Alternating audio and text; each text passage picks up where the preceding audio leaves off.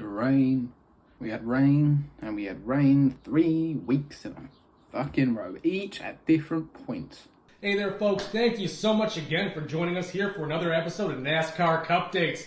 This weekend, or actually Monday, due to the rainstorm, we found ourselves at New Hampshire. Now, this is a track that I have never been too particularly fond of. However, this new next-gen car consistently blows expectations out of the water. The on-track performance was stellar. Action all over the track, a lot of equal and quality racing on every end of this motor speedway, and to top it all off, Martin Truex Jr. gets it done in emphatic fashion. Really happy for the number 19 team, but without further ado, let's get to it. Starting the race on Monday, we had two very fast Toyotas. Michael McDowell and Bubba Wallace, Daniel Suarez and AJ Allmendinger all battling on the playoff bubble. Until AJ wasn't. There was a softer tyre, which made the overall racing king mint. Ryan Newman was back, which hardly got any coverage. And of all people, Aric Almirola qualified in the top 5. Reached second. Who the fuck let him do that? Like one pole last week, all of a sudden he's fucking big bollocks. He's wearing a hoodie instead of trousers because they're so fucking huge. The only reason he didn't win stage 1 was because Truex had fucked up half a lap ahead of everyone else. You could tell that it was going to be a Truex day when he just fucked off that early. But wait, because it wasn't over. Kyle Busch went high and wrecked out the race end of stage 1 from P27, ending his day. Corey LaJoie also did the same thing by exiting the race early, only he forgot that he had to turn left to make the turn. So for the first time, Corey LaJoie has had a DNF. Never mind, he's making repairs. Still no DNF. Stage 2 comes around and Reddick and Bell both get penalties and started in the back. Ty Gibbs almost got knocked out of the race, but saved it and drove back up into the top 15. Now, this would usually be the time when we're wondering what to do with ourselves. And I thought it'd be a good idea to look in the rear of the pack and see who's doing the worst. Early in the race, and I got a fast race car, I can make it up. You have a bad pit stop with 50 to go, I'm done. So right now, Christopher Bell with a fast race car. They are.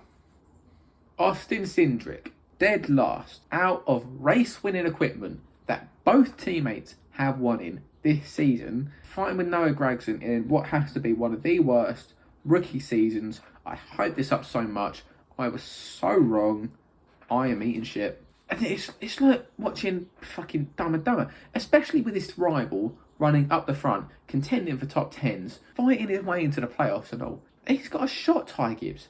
Now, Cole Custer at a moment before coming into the pits, blew a tyre, drifted up a little bit. Oh no! Made his way around, got to the pits, but one little flick to the forehead, he has a migraine for weeks. Fucking useless team. That car blew a tyre, drove it back, it was fine, didn't bother going out, retired the car. Oh, okay, saved a bit of money. People say it costs nothing to be nice, but it is also free to be a hater. I'm staying that way. Ooh, you're hard, showing off. A little later, Truex was making everyone his bitch. He managed to put a lap on Chase Elliott, who is trying to make the playoffs.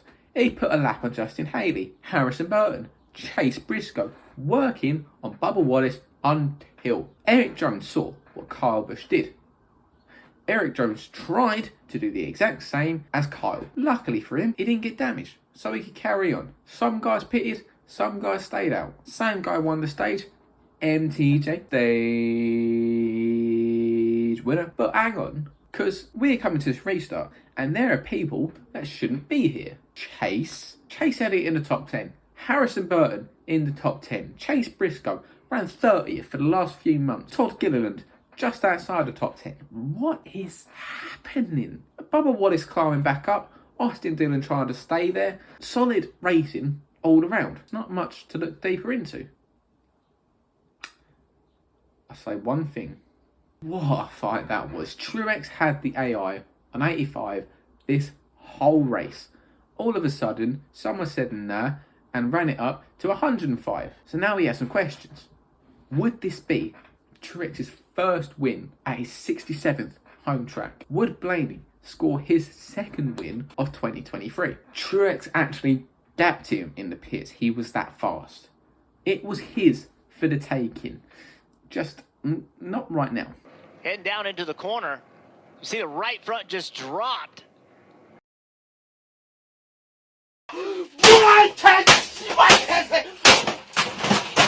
These late cautions, mate, they're either your best friend or your worst enemy, and there's no in between. But we're not over yet. It's a champion versus a champion. Kyle Larson versus Martin Truex Jr. 2017 versus 2021. Homestead versus Phoenix. Old versus not that old. Alex Bowman gets tagged by Ty Gibbs, and the caution is out. Alex Bowman isn't out. He kept going. But wait, because we still got stuff happening. Christopher Bell spins, wrecks, but then, and finally, Martin Truex Jr. caps off a win at his 87th home track. What an accomplishment. So one of the most interesting talking points coming out of this week is Chase Elliott and the hole this man has dug himself in all year. Currently he's sitting 23rd in points as well as 60 points back. Due to a skiing accident, this man has missed a considerable amount of time. My leg! He does have the car to get it done. He has the team to get it done. But does he have the willpower to push through this? I do not believe he does. There are a lot, and I mean a lot, of hungry contenders out there who want these very coveted spots into making the chase. Chase Elliott is going to have to dig in deep and try to virtually win his way in at this point. I don't see him making it in on points with the level of consistency you've seen from these top drivers. I don't think Chase Elliott gets in without a win, though he does have some pretty favorable tracks coming up. I think you may want to keep an eye out for him at the Indianapolis road course, given his road course track record. That being said, Chase Elliott is going to need to really, really power through to even stand a chance at making the chase. Now it's time for Dan's Strong Opinions. And now on to my personal favorite segment of the show, Dan's Strong Opinions. So, what strong opinions do I have for you guys this week? Monday racing sucks. Look, we get it. We know. It is what it is. Rain happens. Shit happens. You're stuck with doing what you can with what you got, but nobody wants to be at work trying to find the lounge TV and be like, what channel's the race on? And then you're stuck trying to watch what you can while you're on the clock, hoping nobody's looking over your shoulder when you have a chance to check your phone. But is what it is. It's going to happen. But man, does it suck. These are my opinions. I'm sticking to them, and I'm sure you guys are too. Alright, we're moving on to picks, and Christopher Bell took him and me out of contention. So Dan gets to go first again. So Denny Hamlin did a very good job for me this week, and now we're on to Pocono. Who do I think is going to be the one to get it done and to watch out for? Who better can I say than William Byron? William has been a model of consistency and has looked far better than every other Hendrick car out there. That's saying something. Sure, Chase Elliott's in a bit of a delicate position with his injury coming off of that, but it's Chase Elliott in the Hendrick car. Not to mention Kyle Larson, who hasn't found victory lane in a lot longer of a time than he would like to. But William Byron has been a threat week in and week out. At this point, he is the leading man at Hendricks. I think that he is going to get it done at Pocono this weekend. Watch out for the 24 car. He is going to be fast.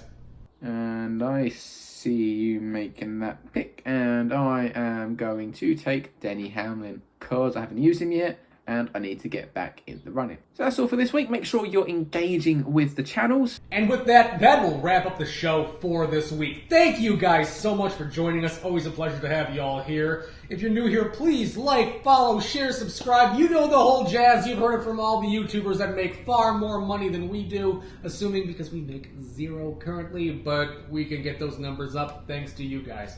Give us a like and a follow. Follow me at CupDateStan on Twitter. Always happy to hear from you guys and see what your strong opinions are. As always, tell me how wrong I am, how right he is. Let me know your strong opinions down in the comments below. And Elliot, thank you as always. Love this, love being part of this, and you guys have a good night.